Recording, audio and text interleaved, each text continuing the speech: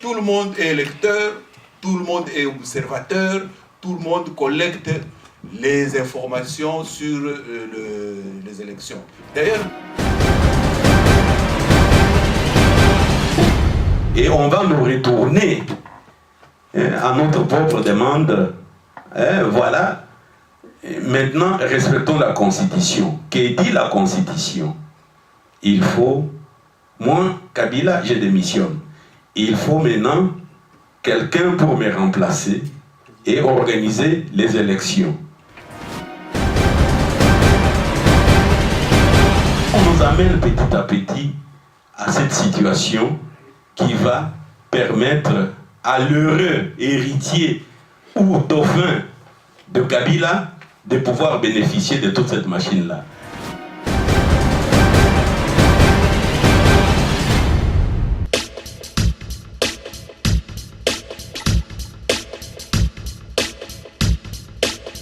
Bonjour, amis de la presse. Donc nous sommes ici aujourd'hui pour présenter l'antenne Monde qui a pour objectif de clarifier, de mener à bien l'occasion des élections qui se présentent pour bientôt.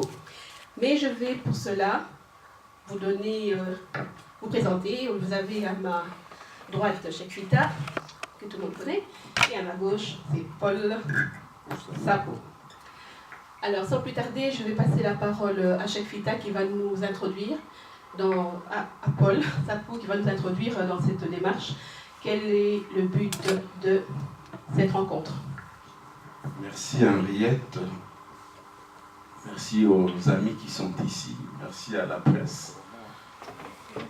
Eh bien, aujourd'hui nous portons sur le fonds baptismaux Antenne Monde de la société civile de la RDC à la suite de beaucoup de demandes qui nous ont été adressées par les compatriotes congolais en rapport avec la situation sociale, politique de notre pays. Et comme vous savez, beaucoup de Congolais et Congolaises sont toujours aux avant-postes des questions, si vous voulez, sociales, politiques et même économiques de notre pays depuis les années 1990. Mais malheureusement, comme vous le savez, il y a eu beaucoup d'occasions, beaucoup de dispensations politiques, au point que lorsque vous faites le bilan, vous allez constater que le bilan est négatif et il y a eu beaucoup de ratés. Et sans aller trop loin dans l'histoire, vers les années 90, nous avons mis en place, si vous voulez, des institutions qui pouvaient nous amener à la démocratie, à la consolidation de la démocratie chez nous. Malheureusement, au regard du résultat que nous tirons de toutes ces dispensations, le résultat est très maigre. Notre élan vers la démocratie a été confisqué pour différentes raisons et surtout par le fait que à chaque dispensation importante, les acteurs politiques congolais créaient des structures, des pseudo-structures et des pseudo-démocrates qui n'en étaient pas. À toutes les dispensations, je ne vais pas vous refaire l'histoire ici de ce qu'a été la conférence nationale souveraine, le dialogue intercongolais après le cycle de guerre, soi-disant de libération, et l'après-dialogue intercongolais jusqu'aujourd'hui. Donc nous ne sommes pas sortis de l'auberge. Voilà pourquoi la demande de beaucoup de Congolais aujourd'hui, les personnes qui animent cette antenne, dans un premier temps, se sont décidées de mettre en place cette plateforme pour des actions en synergie avec la communauté congolaise qui donne le meilleur d'elle-même là où elle se trouve, malgré quelques faiblesses, et surtout aussi avec de compatriotes congolais qui animent les structures de la société civile, les structures même de certaines confessions religieuses. Et tous ces compatriotes nous ont demandé de pouvoir travailler en synergie pour que nos élections chez nous, qu'elles soient à l'évangile, qu'elles soient à la mesure des attentes du peuple congolais. Nous avons connu certaines dispensations électorales chez nous et ça a donné le résultat négatif que vous connaissez, surtout les dernières élections, et où pratiquement le peuple a été roulé et sa voix n'a pas été prise en compte. Par contre, on a vu que ce sont toujours les mêmes qui essaient de se maintenir. Voilà pourquoi l'interpellation de tous ces compatriotes, excusez-moi, a fait que nous-mêmes, nous nous sommes mis debout, puisque moi-même, comme vous le savez, depuis l'époque de Mobutu, après 1990, avec ce qu'on appelait à l'époque la Ligue zaïroise des électeurs, j'étais encore très très jeune, j'étais en très bonne santé, malgré les accidents, les arrestations qu'on sort. J'ai sillonné presque la circonscription électorale en RDC pour promouvoir l'éducation civique électorale et les droits de l'homme. Ce n'était pas facile à l'époque, tout simplement, pour nous déstabiliser, on nous accusait de faire de la politique sans vouloir la faire et se faire passer comme un opposant masqué, etc. Alors que je me présentais comme défenseur des droits de l'homme, comme animateur du mouvement démocratique. Donc ce travail nous avait permis de former plus de 30 000 personnes dans tous les coins de la RDC. Malheureusement, quand le moment est arrivé, il y a eu pratiquement la politisation de processus électoraux que vous avez connus, je vais un peu vite, et de la récupération politicienne qui n'a pas permis ce pays d'avancer jusqu'à aujourd'hui. Fort de tout ce travail qui a été fait, beaucoup nous ont demandé vraiment de reprendre le flambeau, de reprendre les activités en synergie, puisque partout nous avons des bons citoyens aussi, même dans les institutions que nous dénonçons, que nous décrions, et qui ont accédé à certaines formations qui aujourd'hui prouvent que l'engagement social et politique des Congolais est de mise, et qu'aujourd'hui, ce ne sont pas les mêmes difficultés que nous avons affrontées au lendemain du discours du 24 avril 1990. Voilà pourquoi je vous assure que ces synergies avec les sociétés civiles congolaises qui sont à Kinshasa, les organisations des droits de l'homme, les organisations de la société civile, celles qui font l'éducation civique électorale, nous avons vraiment décidé, avec la diaspora, de travailler ensemble.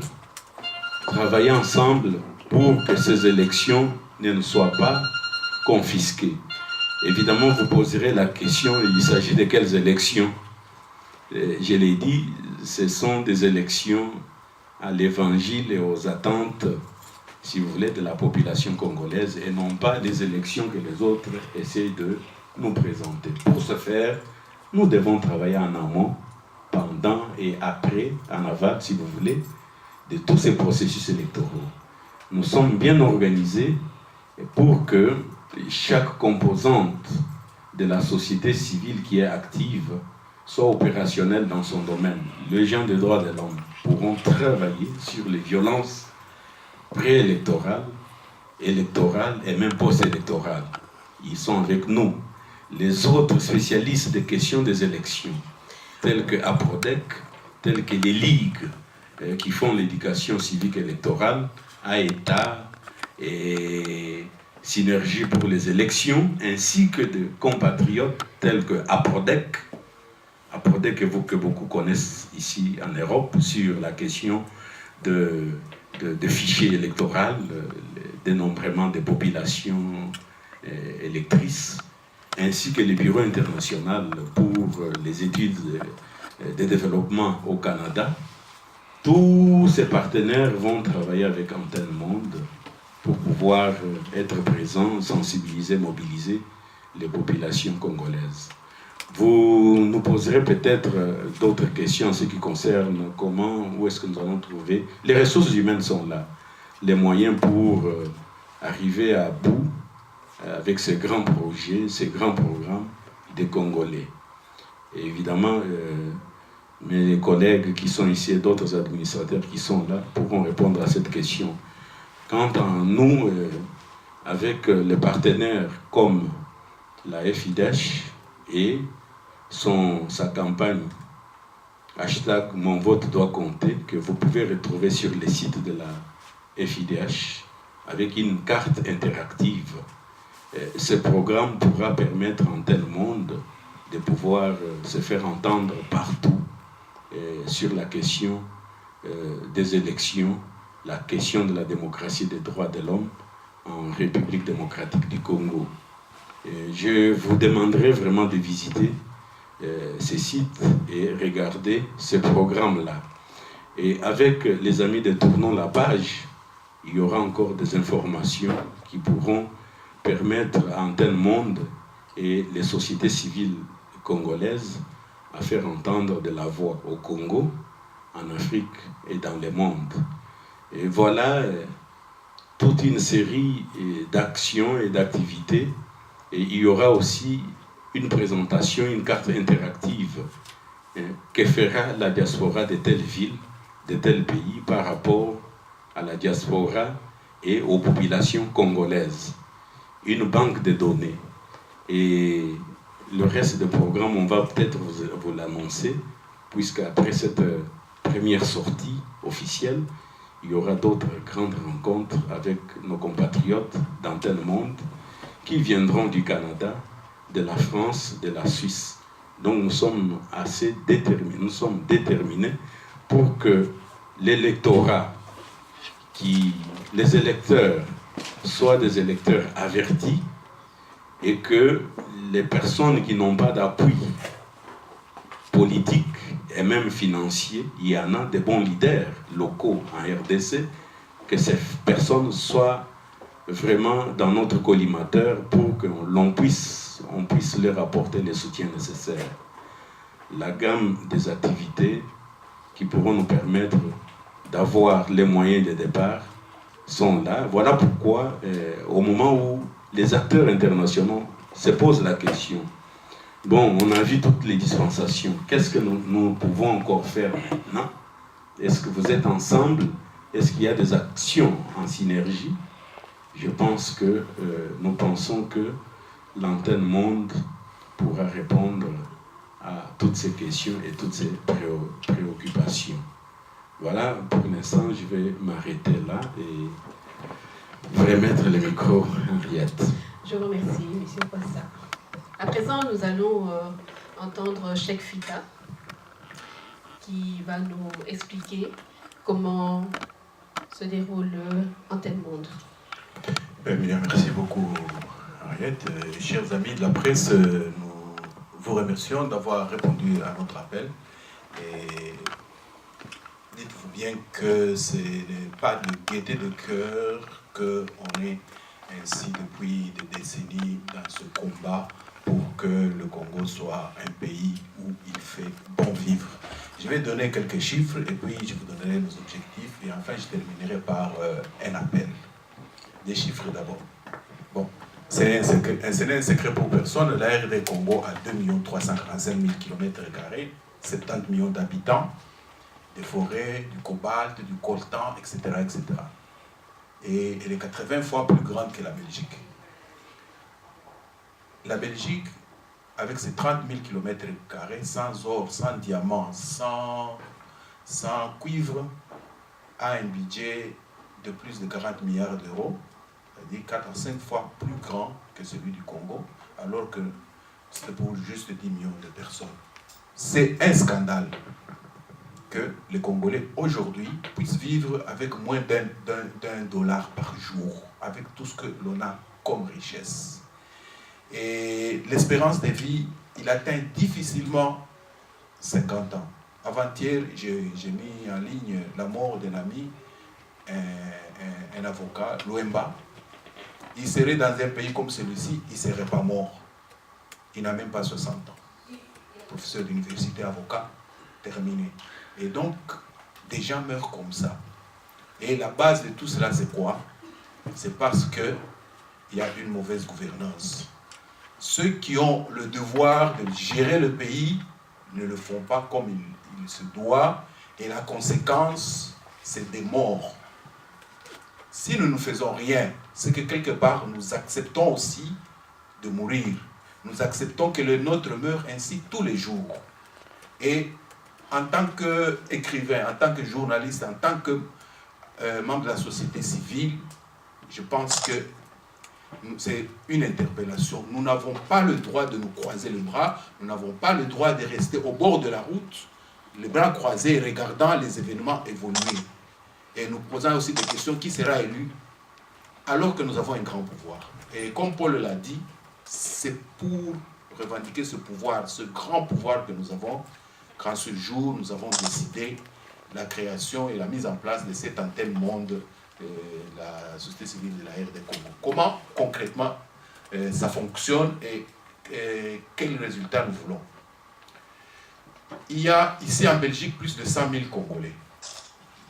Un nombre peut-être plus grand en France, aux États-Unis, au Canada. En tout cas, il y a au moins 1 million de Congolais qui vivent à l'étranger dans des pays qui sont soit développés ou bien qui sont des pays émergents. Ces Congolais, ils ont l'avantage de vivre dans un pays démocratique, ils ont l'avantage de voir le développement des autres, mais ils ont aussi un moyen, un revenu de loin supérieur à celui de ceux qui sont au pays. Ça, c'est d'un côté. De l'autre, au Congo, il y a beaucoup d'associations à travers toute la République. Les gens qui vivent tous les jours la misère, mais sans moyens, leur cri ne peut même pas arriver ici. Alors comment sortir de ce cercle vicieux? Nous avons dit, il faudrait que nous qui sommes ici, et ça c'est le premier message qu'il lance à tous les Congolais qui vivent à l'étranger, qui nous suivent en ce moment, où que vous soyez, dans quelle commune que vous soyez en Europe, organisez-vous à 10 ou 20. Prenez contact avec des amis qui sont au pays, vous choisissez une commune sur notre site qui est en train d'être amélioré progressivement. Nous avons déjà répertorié toutes les communes de la République démocratique du Congo, tous les territoires. Et donc, vous vous mettez en contact avec ceux-là pour qu'ils vous envoient les données dont on a besoin, et plus spécialement par rapport au processus électoral. En 2011, on nous a fait gober comme la communion des résultats. Est-ce que ça devrait être la même chose en 2016? Nous disons non. Comment? Et donc, s'il y a cette synergie, s'il y a cette interface de ceux qui sont au pays avec ceux qui sont ici, en collectant toutes ces données, on est à mesure d'avoir les vrais résultats le jour des élections. Mais on ne s'occupe pas seulement des élections. Il y a d'abord, avant les élections, la période où nous sommes, il faut conscientiser, il faut donner l'information exacte à l'électeur. Il faut donner le profil des candidats. Et souvent, quand les citoyens, au fond du pays, vont aux urnes, il ne sait même pas pour qui il va voter. Donc, il y a des millions de voix que l'on perd ainsi.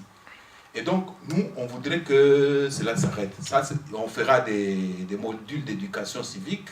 On a des partenaires, comme Paul l'a dit, qui vont nous aider à financer des modules audio, des modules vidéo, des modules de toutes sortes de choses qu'on va chercher à diffuser le plus possible au pays. Ça, c'est avant. Maintenant, il y a le jour le plus important pour le peuple, c'est le jour où il va aux urnes. Le jour où il décide de donner le pouvoir à quelqu'un. En 2011, ce jour-là, le peuple a été floué. Est-ce que ça devrait être la même chose prochainement? Non. Et donc, nous devons... Tout le monde est dehors. Donc, ce jour-là, le peuple a le pouvoir entre ses mains. Et ce jour-là, il ne faut pas le rater. pour ne pas les rater. Il y a des choses simples. Tout le monde est électeur, tout le monde est observateur, tout le monde collecte les informations sur les élections. D'ailleurs, même dans la loi actuelle, il est bien dit, chaque bureau de vote, une fois donc, le vote est terminé, il se transforme en bureau de dépouillement et de proclamation. Donc nous allons nous servir de cet article-là pour faire comprendre à tous les Congolais, partout où ils sont, que ce jour-là, allez voter, restez devant le bureau, attendez la proclamation, prenez les chiffres. Ils seront opposables à tous. La CENI, nous comprenons qu'elle est utile, mais la CENI a été détournée et au lieu de faire le travail pour lequel elle a été créée, et elle pense qu'elle peut être au-dessus de la population. Non, au-dessus de la population, il n'y a rien. C'est la population qui est au-dessus de la CENI. La CENI n'est qu'un organe technique pour que ça se fasse bien. Mais si l'organe technique faillit, si nous suspectons l'organe technique de connivence avec la tricherie, le peuple est en devoir de s'organiser, le peuple est en devoir d'être là, d'observer et de prendre les données. Et si nous travaillons bien, nous serons en mesure de diffuser en temps réel les résultats de toutes les circonscriptions électorales. Et il y a 500 circonscriptions électorales, il y a 63 887 bureaux de vote, il y a suffisamment de Congolais pour qu'il y ait au moins 10 à 100 personnes devant chaque bureau de vote. Et donc, c'est ça le travail dans tel monde. Maintenant, nous aimerions rassurer les gens. Nous, notre travail, c'est la plateforme, c'est la banque de données. Le vrai travail doit être fait par chacun de nous. Il faut que chacun de nous où il est puisse mobiliser les siens. Parce que souvent, on oublie de mobiliser même ceux qui sont tout près. On croit que les élections, c'est la magie, quelque chose. Non, les élections, c'est notre volonté à vouloir et à exprimer ce que nous voulons. Et donc, voilà la façon dont nous allons travailler. Donc, un tel monde est ouvert à tout le monde. Si vous êtes assez fort pour faire interface avec une commune, vous le faites. Si vous pouvez faire un réseau plus grand encore de plusieurs communes dans une province, vous le faites. Mais au moins, nous avons la plateforme, nous avons le site où on mettra toutes les données qui seront accessibles à tout le monde. Et il faudrait que nous créions de l'engouement. Donc voilà l'essentiel du message que nous avions et nous sommes à votre disposition pour des questions. Merci, Cheikh Fida. Et maintenant, les questions sont ouvertes. MPB-TV, j'aimerais me poser une ou deux questions. D'abord, une question pour les autres, ça passe aux autres. 2006-2016 au Congo, il y avait des associations comme Carter, des groupes de l'Union européenne qui ont contrôlé les élections. Pensez-vous honnêtement, sincèrement, que vous pouvez faire quelque chose par rapport aux groupes comme Carter et autres qui contrôlent les élections comme nous? C'est vrai, hein? On a toujours dit aide-toi pasteur, aide-toi le ciel t'aidera. Depuis le discours du 24 avril 1990, les Congolais se sont vite organisés. Ils ont même créé des associations, comme celle dont je vous parle, la Ligue zaïroise des électeurs, dont je suis cofondateur. Je suis allé à Atlanta. J'ai été formé par le président Jimmy Carter en personne, élection Canada, élection Québec, un peu partout. Je suis observateur international des élections. Je suis pionnier en Afrique avec tout ce qu'il y a eu comme élection après le vent de la perestroïka à Glasnost, quand le mur de Berlin est tombé. Toutes ces élections dans la foulée des conférences nationales souveraines. et avec des élections fort réussies en Afrique du Sud. Je connais le mode opératoire de toutes ces institutions, y compris l'Union européenne. Alors, je dois vous dire que la RDC, notre pays, a bénéficié de beaucoup d'expertise et d'expérience en matière de techniques électorales. Nous pensons que les ressources humaines existent chez nous, mais il faut que les électeurs, la population électrice, le peuple souverain, puissent cette fois-ci se dire il faut que ces élections soient les nôtres, qu'on se les approprie.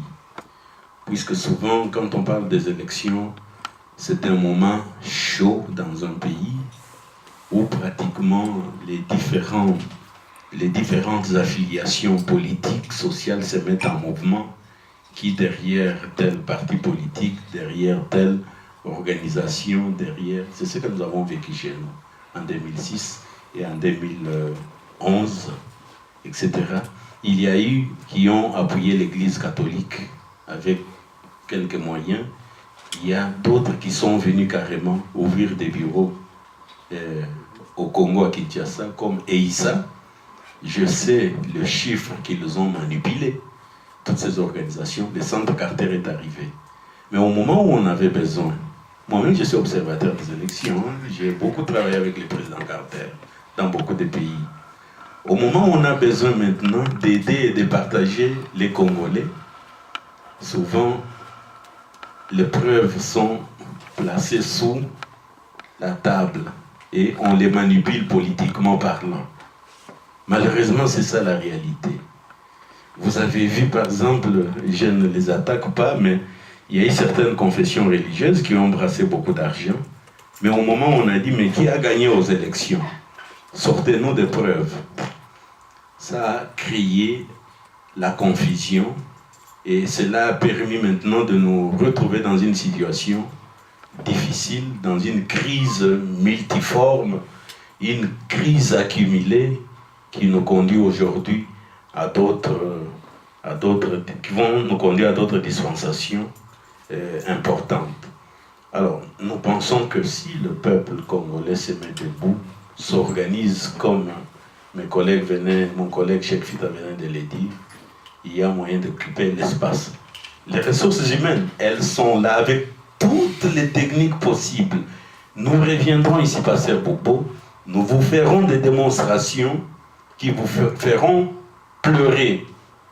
Et ce sont des Congolais qui sont à la base de ça. Vous tapez Malembankulu, vous avez toutes les données à partir de Bruxelles, du Canada, de Londres, d'un peu partout. Et vous pouvez voir qu'est-ce qui se passe à Malembankulu. C'est possible. Toutes les théories, tous les principes d'élection libre, transparente, nous les avons, nous aussi Congolais, informatisés, simplifiés. Et aujourd'hui, il y a des acteurs internationaux qui courent derrière toutes ces matières pour qu'on puisse travailler ensemble. Voilà, aidons-nous d'abord. Si nous ne nous aidons pas, nous sommes divisés.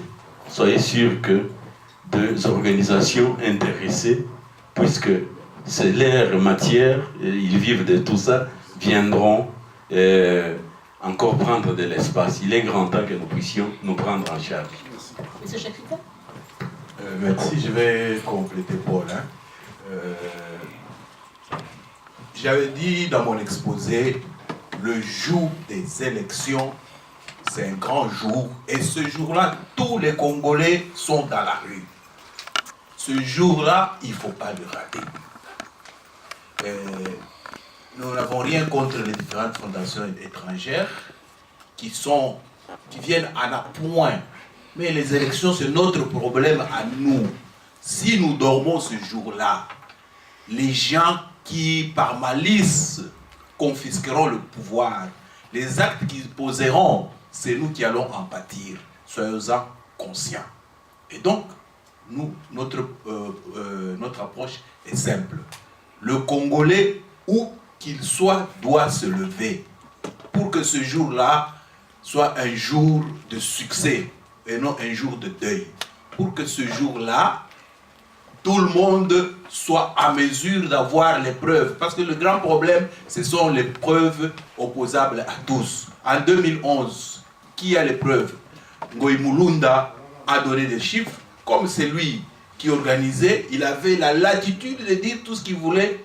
On n'a rien pu faire. En 2016, ça ne doit plus être le cas. Mais la difficulté, c'est la mobilisation. Hein? Nous serons un peu comme vous les pasteurs. Nous devrons vraiment côté, nous devrons vraiment répéter plusieurs fois pour que les gens prennent la gravité de la situation. Être organisé dans une commune, être le jour des élections devant son bureau de vote, faire son camping là-bas, jusqu'au moment où on va proclamer, ça coûte quoi? Et ce jour-là, photographier, filmer, prendre toutes ces données, ça coûte quoi? C'est une obligation citoyenne pour tout Congolais. Et nous qui sommes ici, faisons en sorte que nous soyons en contact avec les nôtres qui sont au pays pour pouvoir collecter ces données, les compiler et publier.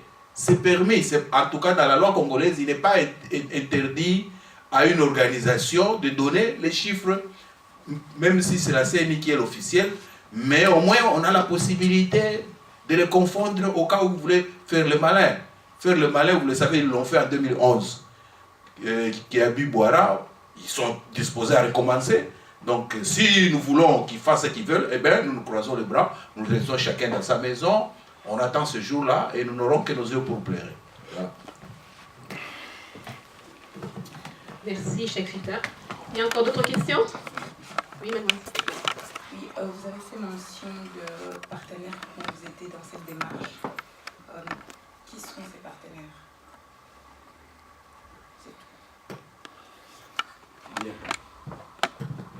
D'abord, ce sont des Congolais, hein, qu'ils soient à l'étranger ou pas. Et ces Congolais, comme on vous l'a dit tout au début, nous avons été fort interpellés. On nous a, j'en vois même qui sont dans cette salle. On se connaît sur Mobutu, hein, mon frère. Donc, faisons quelque chose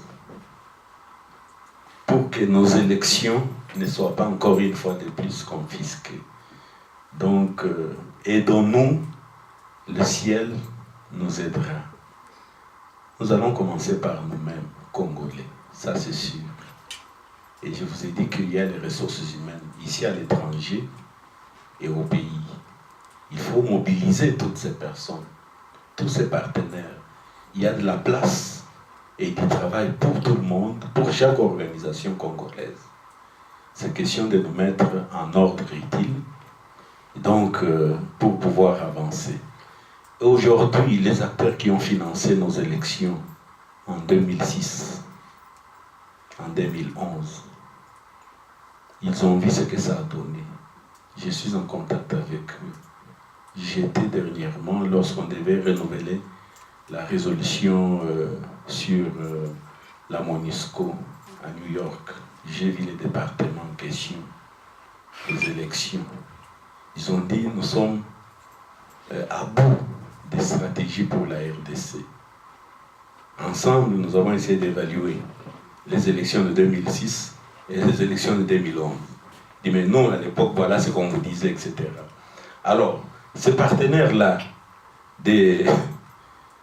l'ONU vous dit, mais faites quelque chose, proposez-nous quelque chose. S'ils sont de bonne foi, ils seront de bons partenaires et ils pourront financer les actions, les vraies activités des Congolais qui, cette fois-ci, aimeraient en finir avec cette triste situation.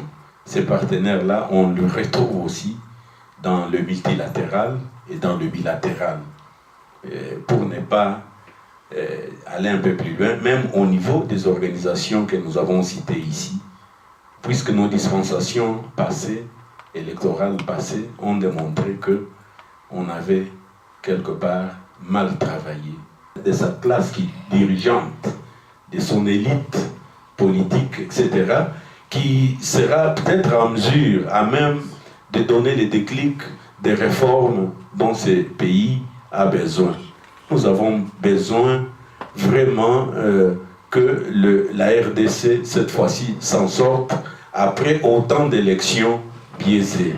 Donc nos partenaires, ils sont là avant tout, ce sont des Congolais eux-mêmes qui sont des acteurs, qui sont maîtres de leur destinée.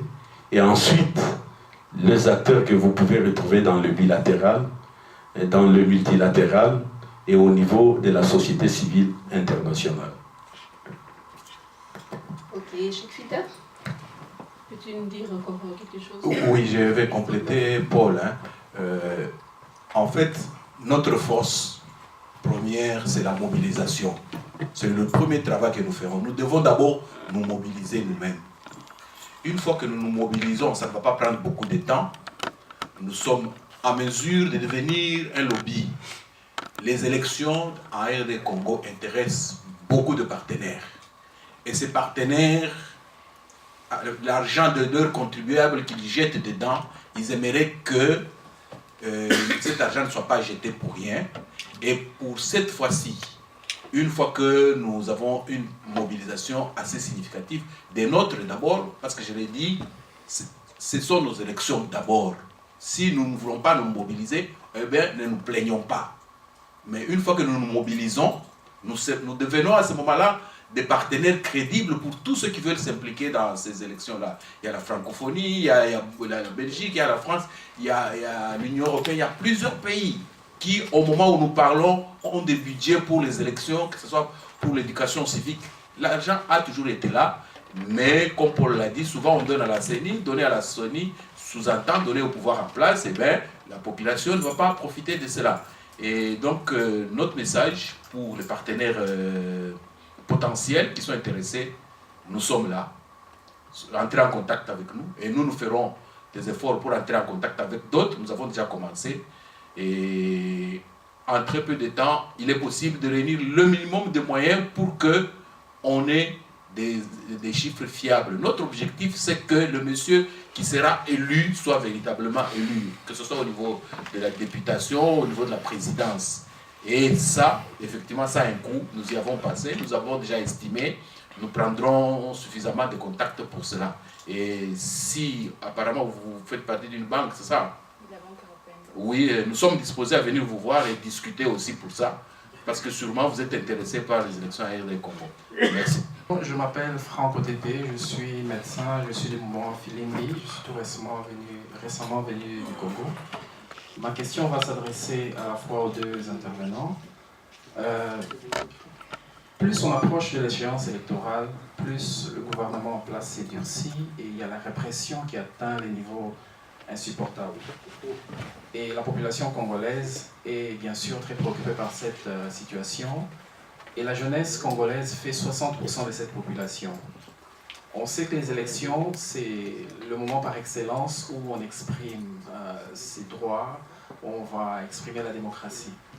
La question à M. Paul Sapou, quel est votre message à cette jeunesse qui voit l'avènement d'Afrique Monde et qui voit le message d'Afrique Monde à se prendre en charge face aux élections? Quel est votre message par rapport aux garanties de cette jeunesse, à savoir que son droit d'expression, son droit de manifestation va être garanti? La question à M. Cheikh Fita, cette situation crée aussi de l'autocensure auprès des citoyens, elle crée l'autocensure auprès des journalistes. Ce n'est pas rare que vous entendiez les journalistes vous dire « Est-ce que c'est ça vraiment que vous voulez dire ?» qui est en train alors que vous êtes en train de lui parler. Qu'est-ce que vous adressez comme message aux journalistes et à la population congolaise en général par rapport à la liberté de la presse? Je suis M. Lobiala, je suis parmi les personnes qui ont pris cette initiative, mais souffrez que je vous pose quand même une question, bien que faisant partie de cette plateforme. Ma préoccupation, c'est une préoccupation, c'est même une inquiétude. M. Cheikh Fita a longtemps parlé, l'autre aussi, du jour des élections. Bon, moi, ça m'inquiète dans le sens où le jour des élections, c'est l'étape finale. C'est comme un étudiant qui ne verrait que le jour des examens, alors que ça se prépare déjà tout au départ, tout au début.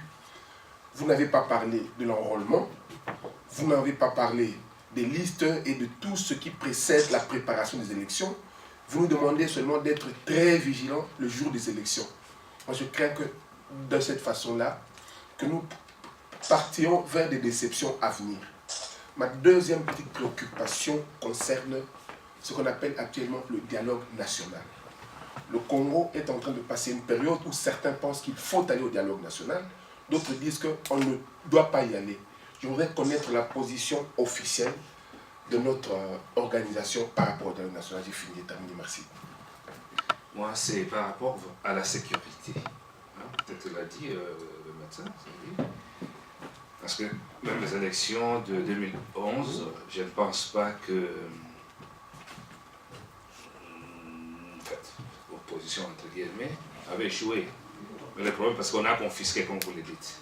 Et pensez-vous que cette fois-ci, grâce à la force, j'allais dire, par rapport aux armes que ceux qui sont au pouvoir détiennent, ne pensez-vous pas que nous risquons aussi de connaître la même chose que l'année passée, parce qu'après ça, ils vont brandir. Parce que non seulement ils savent bien corrompre, ils savent bien tromper, mais eux aussi, sans doute, ils sont en train de monter des stratégies, parce qu'ils savent très bien que le peuple est bien averti, il est aussi conscientisé non seulement parce qu'il y a des gens qui passent, qui frappent à la porte, mais conscientisé par rapport à la situation, j'allais dire, socio-économique que ce peuple est en train de vivre aujourd'hui. La misère. Ils savent très bien, parce qu'il a créé. C'est ceux qui sont au pouvoir. Et eux, là où ils sont, ceux qui sont au pouvoir, bien sûr, ils montrent aussi des stratégies. Donc, la preuve, dernièrement, on a voulu changer la constitution, tout ce que vous voulez. Ils ont aussi d'autres stratégies. Mais qu'est-ce qu'aujourd'hui, un tel monde, ou cette structure, met en place pour contrecarrer cela? C'est un peu ça ma préoccupation, c'est bien pour les. Oui, alors j'ai bien compris que vous n'avez pas de partenaires, vous cherchez des partenaires. C'est correct, non? Posez la question. Les partenaires, bien sûr, le peuple congolais. Au niveau de technique, la technique existe pour contrôler les élections, c'est sans doute, mais j'ai un peu de doute si les techniciens existent. Parce que pour faire un tel contrôle, c'est assez complexe. Hein. Et en plus, on doit garantir que les chiffres que vous collectez sont corrects. Hein. Comment peut, sinon, une autre partie pourrait dire non, le chiffre c'est inventé. Comme vous disiez, les autres chiffres sont inventés, alors on doit trouver une solution de vérifier les chiffres que vous collectez. Alors, question, comment vous pensez de... En plus, le frais, je peux vous estimer, plus ou moins, ça sera autour de... Pour développer un tel logiciel, et avec tout le frais autour, j'estime autour de 250 à 500 000 euros que vous devez calculer. Alors, comment vous voulez collecter cet argent? Comme vous l'avez aussi dit, le bailleur public ne peut pas le faire pour vous. Vous devez le chercher vous-même. Et votre site web actuel n'est pas professionnel. Alors, vous devez alors voir où trouver un moyen plus professionnel qui coûte son argent. Alors, où trouver ça, son partenaire? Oui, message à la jeunesse congolaise qui est souvent manipulée et qui paye le prix le plus lourd. Mais il y a aussi une jeunesse éveillée, comme les mouvements, votre mouvement, les Filimbi, comme les Lucha et tant d'autres. On doit vous féliciter. Le message est simple. Prenez-vous en charge, vous êtes sur une bonne lancée et nous ne manquerons pas de vous soutenir comme nous le faisons. Évidemment, chaque mouvement de libération a son prix, même des dégâts parmi la population. Vous en subissez, vous n'êtes pas là aujourd'hui avec nous ici à Bruxelles puisque vous l'aviez voulu, mais vous continuez à travailler et nous allons continuer à vous soutenir. Et d'ailleurs, vous êtes sans ignorer que je suis avec le Yanamar avec Ballet Citoyen, avec Trop c'est trop. Je suis avec Fadel Barrow, avec Floribert Anzoluni, OTT et tant d'autres en Afrique autour de mon vote doit compter et autour des actions à mener. Alors si aujourd'hui vous me demandez en tant que Congolais, c'est soutenir cette jeunesse, lui dire non, ne vous mêlez pas aux affaires des miliciens, puisque au bout du compte, c'est vous qui perdez. Voilà le message. Mais nous allons ensemble les construire et vous laisser agir, puisque vous le faites déjà si bien. Alors, le jour des élections, je crois, Cheikh Fita va parler, mais on a parlé de travailler en amont, en aval, etc., tout ça. Et que ce n'est pas Antenne Monde qui fera ce travail, ce sont des organisations congolaises qui ont de la technique, de la technicité dans les domaines, qui seront renforcées, qui vont faire ce travail-là. Nous ne ferons que peut-être le travail de coordination. Vous avez parlé du dialogue. Le dialogue en soi, c'est une vertu, il faut toujours dialoguer. Mais lorsque on l'utilise pour se maintenir au pouvoir, provoquer, je ne sais pas moi, des situations qui vous arrangent pour garder le pouvoir, ce n'est plus du dialogue, c'est de la compromission. Nous pensons qu'à Antenne Monde, nous pensons que le véritable dialogue en RDC pour le moment devrait se focaliser sur les problèmes essentiels qui peuvent nous aider à ne pas contourner la Constitution, à ne pas dévoyer les élections qui sont attendues. Et donc, c'est ça ce que nous plaidons et nous soutenons les organisations membres de l'Antenne Monde qui disent oui au dialogue, mais attention. Et en tant qu'analyste comme tous les autres, je dois vous dire que ce qui se fait actuellement en RDC est déjà bien préparé dans le laboratoire de la présidence. Il existe ces laboratoires. Les hommes de bonne volonté qui sont là, qui ne se manifestent pas, nous signalent ce qui s'y passe. Je vous renvoie à l'article 75 de la Constitution. Cet article-là vous dit, en cas de démission ou d'empêchement du chef de l'État, du président de la République, c'est le président du Sénat qui prend le poste, le siège, qui les remplace. Mais à condition de ne pas violer l'article 79. Notez bien ces articles-là. 75, 79 et 80, 81, 82. Dans ces articles-là, on interdit à celui qui fait l'intérim du chef de l'État de pouvoir mettre en place de nouvelles institutions. Le gouvernement, l'armée, il n'y touche pas. Donc, en d'autres termes, aujourd'hui, on nous amène vers une situation de chaos et on va nous retourner à notre propre demande. Voilà. Maintenant, respectons la Constitution. Que dit la Constitution? Il faut, moi, Kabila, je démissionne. Il faut maintenant quelqu'un pour me remplacer et organiser les élections. C'est le président du Sénat. Mais ce président du Sénat n'aura pas la possibilité de toucher à l'armée, à la police, aux services de sécurité et même moins à la commission électorale dite indépendante. Donc toute la machine qui a sévi aux élections en 2006, en 2011, sera là avec les animateurs et les institutions auxiliaires à l'organisation de ces élections-là. Alors, il suffit de placer un dauphin en ordre utile, lui larguer tout ce qu'on a volé comme moyen, et avec cette machine, avec cette tricherie presque institutionnalisée, c'est le bonhomme qui va rassurer l'après-présidence de celui du sortant. On nous amène à tous ces schémas, on tente avec les glissements là-bas, la révision de la Constitution, la loi électorale, etc. On nous amène petit à petit à cette situation qui va permettre à l'heureux héritier ou dauphin de Kabila de pouvoir bénéficier de toute cette machine-là. Mais Dieu merci, nous sommes déjà au courant.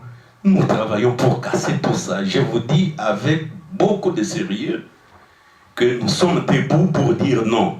Alors, j'aborde la question de la sécurité, mon frère Emmanuel. C'est vrai, c'est une question très importante. Vous voyez les mises en place qu'il effectue depuis 2 ans déjà. Il nomme les gens sûrs aux commandes des services importants qui doivent assurer la sécurité. Bon, écoutez, les stratégies de pouvoir seront toujours là puisque les laboratoires là existent. Ils veillent, ils travaillent à plein poumon jusqu'à aujourd'hui. Mais nous avons aussi, dans la société civile, dans la diaspora, des think tanks, tels que celui de Jean-Jacques Ondo. Je ne peux pas vous dire tout ce que nous faisons pour essayer de débusquer tout ça, toutes ces stratégies-là, et certains contacts que nous avons avec des techniciens, des experts en la matière, de l'armée, etc. Sinon, ce serait vraiment nous trahir de dire que nous sommes avec tel, voilà ce que nous faisons. Mais aujourd'hui, si le peuple se met debout, je crois que toutes les techniques sur le plan de la sécurité peuvent reculer. Évidemment, on n'a jamais eu des omelettes sans casser les œufs. Voilà un peu ce que je peux vous dire. Et rapidement, les techniciens, mon cher, venez à une autre, messieurs, à une autre séance de travail technique. Et vous verrez ce qu'il faut faire avant, pendant et après, avec une technique que beaucoup d'experts des questions électorales Vos 70 millions. Notre travail aujourd'hui, c'est que cette armée-là s'élève et contre elle, il n'y aura rien. À propos de la société civile, ça fait 40 ans que j'écris. Je suis resté dans la société civile, j'ai été dans des parlements, etc. Je n'ai jamais été politicien, donc je reste société civile. Et malheureusement, dans l'entendement quotidien, quand on parle de société civile, il y a des gens qui se font élire et puis ils partent avec l'étiquette.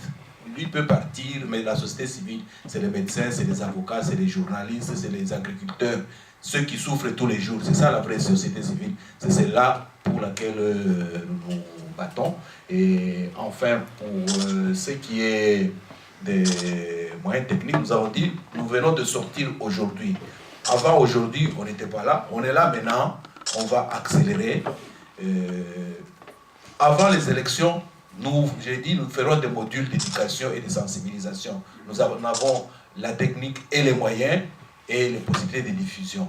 Donc voilà, pour le reste, je pense qu'on peut en aparté continuer. Je ne trouve pas de connexion réseau. Non, le dialogue, c'est un truc des politiciens. On n'est pas tellement branché dessus. Nous, on crée une autre dynamique. C'est-à-dire, il y a un système en place avec ses opposants. Nous sommes la société civile. Ceux qui souffrent quand il y a X ou Y à la tête du pays. Nous voulons récupérer notre pouvoir. Nous voulons faire en sorte que chaque citoyen se lève et fasse le minimum qu'il peut faire pour son pays. Et vous verrez qu'une fois que cette dynamique se met en marche, même ceux qui sont dans les dialogues seront bien obligés de suivre le pas. Voilà. Merci Cheikh-Fita et Paul, et je vous remercie à vous tous votre présence durant cette conférence de presse. Merci.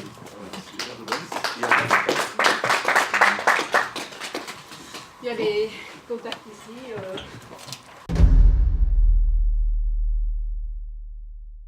Merci, c'est M. Moubiala de la société civile congolaise. Nous venons d'assister à une réunion qui marque les préparatifs pour les prochaines élections.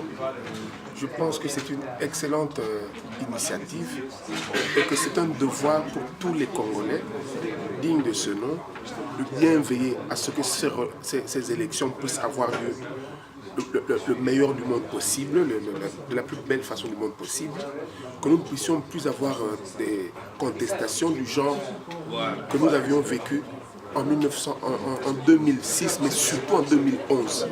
Il sera important que tout Congolais puisse être vigilant. Il ne faut pas qu'on ait peur ici de penser que nous sommes en train de faire la politique. Nous ne faisons pas de la politique. Nous faisons de la prévention pour que les élections soient le plus honnête possible et le plus clair possible dans la plus grande transparence. Merci. Bonjour. Mais voilà, l'initiative, pour moi, c'est une très bonne initiative. D'abord, ça va rassembler un peu tous les Congolais, qu'ils soient d'ici, qu'ils soient au pays, qu'ils soient partout ailleurs. Et puis de deux, par rapport aux enjeux des élections de 2016, je pense que si réellement on forme